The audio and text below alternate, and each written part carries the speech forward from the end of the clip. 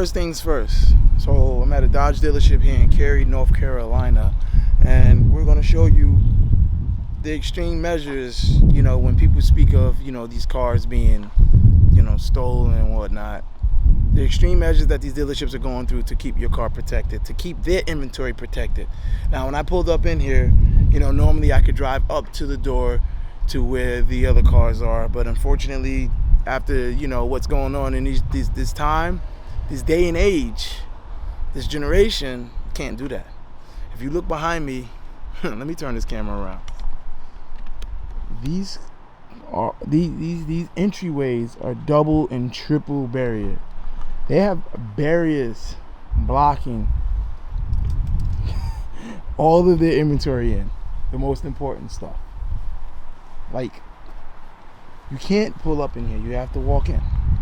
Now, in order for you to get these cars out, you have to ram shit. But then you're not ramming nothing because you have that. Not only that, they have cars blocking cars within the inside too. So let's see what they got out here. What's going on, man? So yeah, so this is how they're protecting your cars and their inventory. I doubt that they're parking your car outside anymore, but if they are, this is their method of protection. But as we talk about protecting, we're going to talk about a few things. What's on inventory? Oh wait, before we get into that, let's look at the level of protection. This is another way of them protecting their inventory. Not only on that side, but this side. As you can tell, they're using their trucks to to set up as barriers, you know, theft prevention. If I get a car, I guess their thought process is, even if you do get in one of these cars, you're going to tear that damn car up trying to get out of here, and you're going to have to go through a truck. You're going to have to take that car and push through here. Now, I've seen some videos on Instagram where people are using they're bringing their own trucks and ramming, or they may steal another truck, ram it through, and use the car to get through after.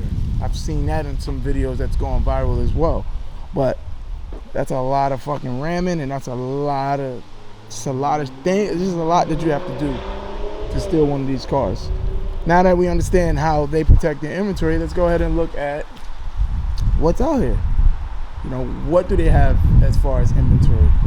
We're going to start with the outside, and then we're going to go and try to look through the window and see what they got on the inside. So they got a Scat here.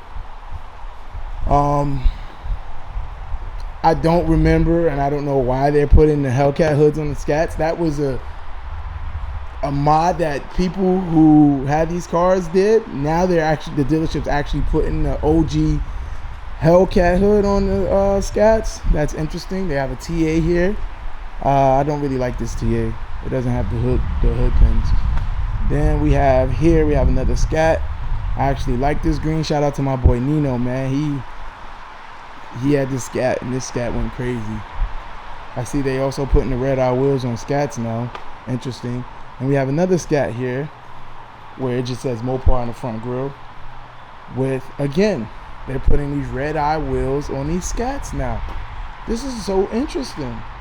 You could only get these wheels on the red eye. Now they're putting them on Scats. So let's go ahead and look at the price of these things too while we're here. I know we're here to talk about the theft prevention and all that stuff, but let's look at what it costs. So, media screen protection, edge, floor mats, nitrogen wheel. Therefore, you have to pay that. So they want $70K for this Scat. They want 70. I remember when I got my Scat, I paid like 55, 60. They want 70, and that includes all the extra stuff. And you have a Dart here. Nobody really care about no freaking Dart. Not many people. I don't care about the Dart per se. Then we come up here and we just have a regular Shaker RT here. Obviously that's a Jeep, but that ain't no track. Got another used Scat over there. Some more RTs.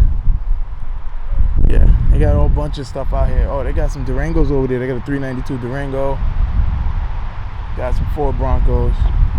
But yeah, if you're concerned about what it looks like when you bring your car to this dealership, you know, they're taking these measures to protect their cars. Oh, this is a swinger. I didn't even notice that.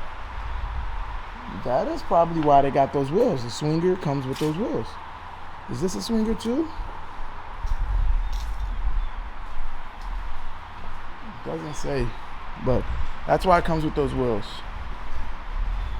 I miss my wheels. I damaged 2 of them. So we got, so no Hellcats are out here. If you haven't noticed, they don't have any Hellcats out here. All of their Hellcats are indoors. So we got a regular white Hellcat wide body there with the red guts. That shit is nice. That reminds me of Tarantino's Hellcat, and he had his cat. Very first one. And then you got another Hellcat here that's narrow body. I don't know if it's a red eye. I'm not trying to figure that part out. And then normally they have an additional one, you know, over here. But obviously it's not on this mat. This is like the premium featured Hellcat. It's not here, so I'm guessing that's just what it is.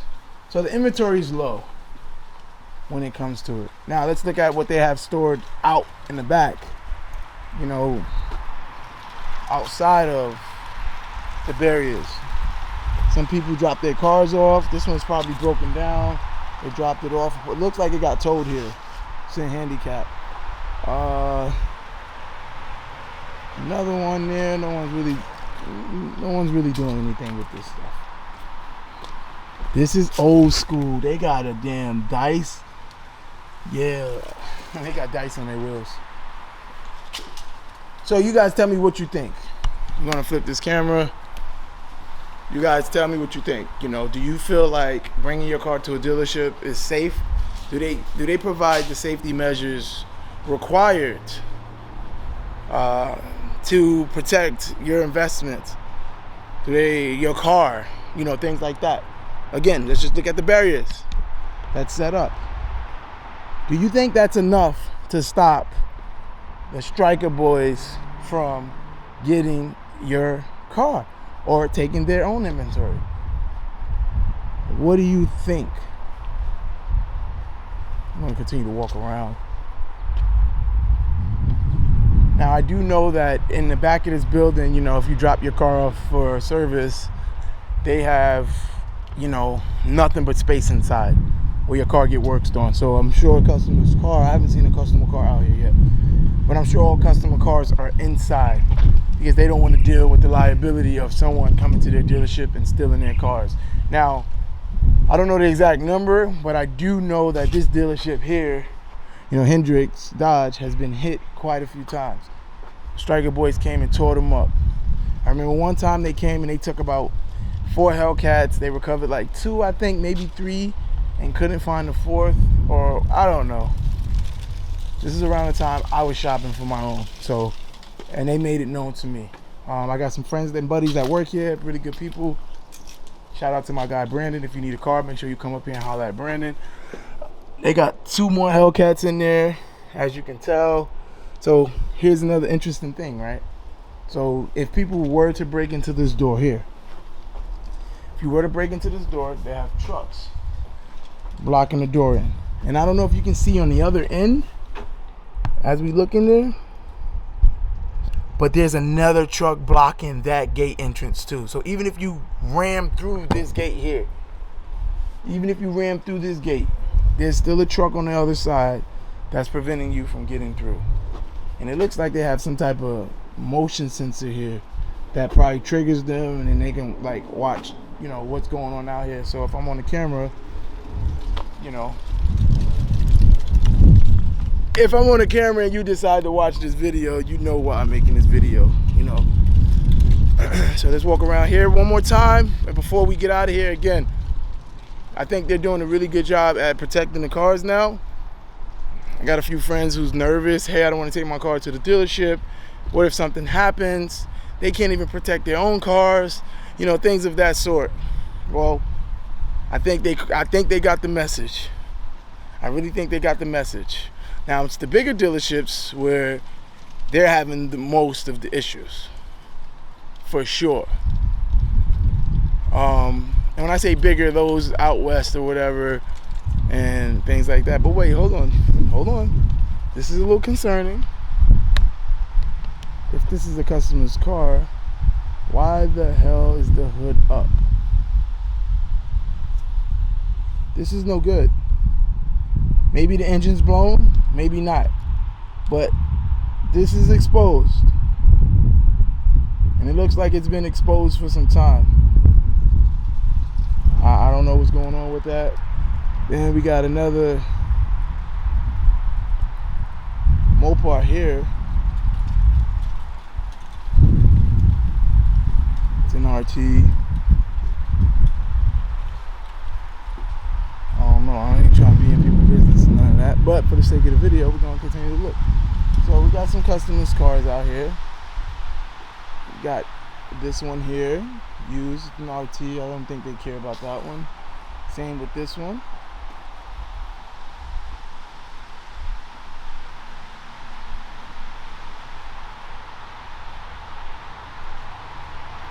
Man, I don't think you guys understand how beautiful. Whoa. They're doing it again. Why is this one open? There has to be a method to this madness. There's no reason that these, yeah. It has to be a method to that madness.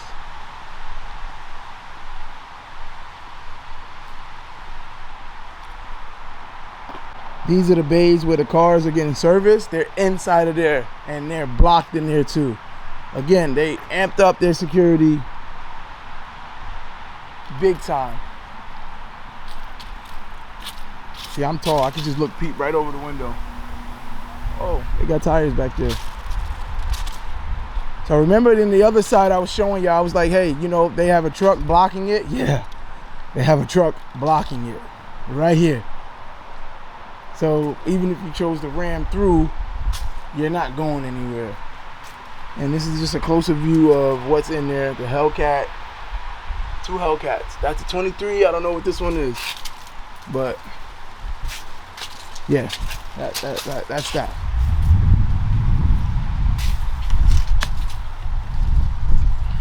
So I think, you know, it's kind of safe to say that, you know, bringing your car to the dealership isn't necessarily a bad thing to do, to get service worked on. It doesn't eliminate the fear of something can go wrong, because like I mentioned, even though they have all of these cars sitting here as barriers, that still doesn't mean that they won't take it. Like for instance, what I can think of is, you know, and I've seen these on videos, you know, if one of them Hellcats in there, they got both of those Hellcats to start. It would take one of them to ram that, and then they would use the other one to get out. So they'll damage one, and if it's still drivable, keep it going, because they'll fuck around and part it out, and then they'll have the whole other one to sell on the black market. As far as the big barriers in the front with the double trucks, again, they would probably bring their own truck, ram it, hijack one of these other trucks in here, ram it, and then just drive out with what they want to drive out with. I mean, I've seen it time and time again, after video after video after video, and when I tell you, they're getting clever and clever. Getting into these buildings is not a problem for these guys. Whoever they are, they're some freaking masterminds, but getting into these buildings is not an issue, and they're going to get it if they want it. Just won't be pretty when they're done with it. So again, playing devil's advocate on both sides of the fence. Would I drop my car off at a dealership to get service? Yes, I would. You know, I would communicate with them what the protection looks like and how it looks secure, how they would secure my car, and then I would decide on whether that's sufficient for me enough, whether that works. If it doesn't work for you, don't do it. If you feel like you need to leave it, ask them for a time to bring it to where it works for you, and then you can go from there. So I've walked around this dealership a couple times. We're back to the barriers again. They don't care. They're going to block it in. And I want to go ahead and conclude this video by saying like, comment, subscribe. Share this video with those who have a Mopar, who wants to get a Mopar, who wants to understand what the dealerships and the efforts they're taking to protect your car. Because they are. And then once you do that and understand that, and if it works for you, you shouldn't have a problem with getting your car serviced. at these dealerships, especially for the dealerships where these cars are going missing. They are going missing, not only from your home, but they're going missing from the dealership. So again, make sure you like, comment, subscribe, turn your notification bells on, share this video with a friend who this video really may be helpful for, or two. And then we're out, man. Peace out. See you in the next video. 30 days of content.